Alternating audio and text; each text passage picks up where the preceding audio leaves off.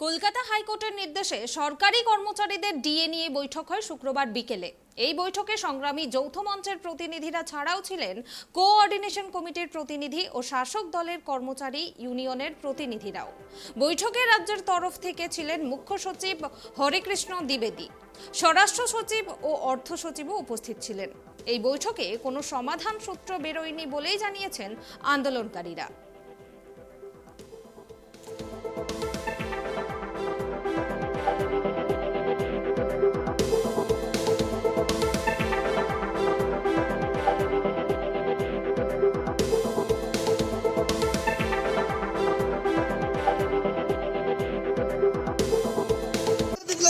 দেখুন, সরকার কোর্টের নির্দেশ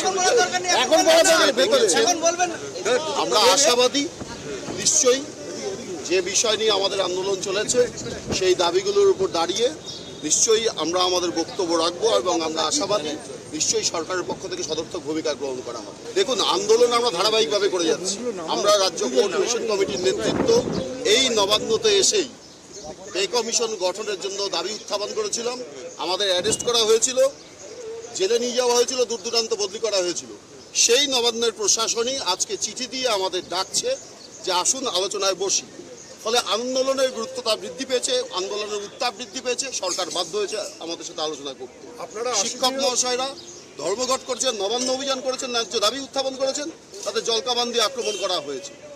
ফলে আজকে কর্মচারীরা যখন কর্মচারীদের ন্যায্য দাবি, সাধারণ মানুষের ন্যায্য দাবি, স্বচ্ছতার সাথে নিয়োগের দাবি উত্থাপন করছে, নানানভাবে আমাদের আক্রমণ করা হচ্ছে। ধর্মঘট করেছি, আমাদের লিডারশিপদের দূর দূরান্তে ডিটেলমেন্টে বদলি করা হয়েছে। আমরা দাবি এই বিষয়গুলো উত্থাপন করবো অবশ্যই। দেখুন, আমরা রাজ্য কোঅর্ডিনেশন কমিটির নেতৃত্বে যৌথ মঞ্চ, আমাদের সাথে শিক্ষক মহাশয়রা আছেন, পঞ্চায়েতের কর্মচারীরা আছেন, মিউনিসিপ্যালিটির কর্মচারীরা আছেন, ট্রান্সপোর্টের কর্মচারীরা আছেন।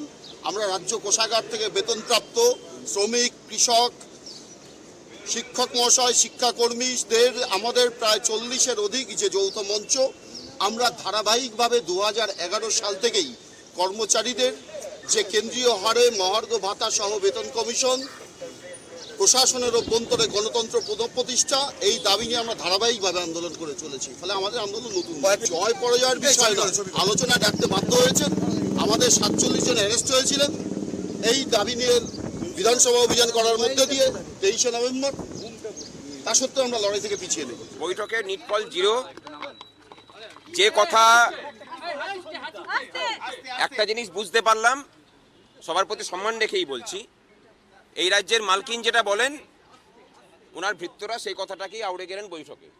যেটা আমাদের পক্ষে সদর্থক সেটা হচ্ছে যে আমাদের যে গ্রিভিয়েন্সগুলো ছিল সেগুলো চুপচাপ বসিয়ে আমরা শুনিয়েছি এবং যে ভাষাতে আমরা মঞ্চে দাঁড়িয়ে বক্তৃতা দিই সেই শব্দবন্ধ উচ্চারণ করেই আমরা শুনিয়েছি। যদিও উনি বলেছেন যে ডিএর ক্ষেত্রে ওনাদের যখন সংস্থান হবে তখন দেবেন। আমরা পরিষ্কার জানিয়েছি যে এই রাজ্যের শিক্ষক কর্মচারীরা কারোর ভিক্ষার আশা রাখে না, তারা তাদের অধিকারটাকে অর্জন করে। যখন সরকার বললেন যে আমাদের কাছে ফান্ড ক্রাইসিস আছে, আমরা যখন ক্যাটাগরিক্যালি বলেছি যে ফিনান্স কমিশনের মাধ্যমে আপনাদের টাকা পাওয়া কি কোথাও বাকি আছে, উনি বলেছেন যে না, ফিনান্স কমিশনের সমস্ত টাকাই আমরা পেয়েছি। তাহলে কর্মচারীদের বকেয়া যে মহার্ঘ ভাতা এবং যে স্থায়ী নিয়োগের বিষয়ে উনি কোনো সদুত্তর দিতে পারেননি।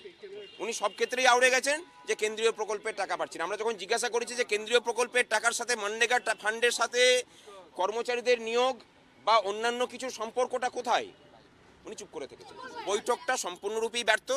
ওনারা কোনো সদর্থক উত্তর দিতে পারেননি এবং কোনো রকম পজিটিভ আউটকামও এই বৈঠক থেকে আসেনি।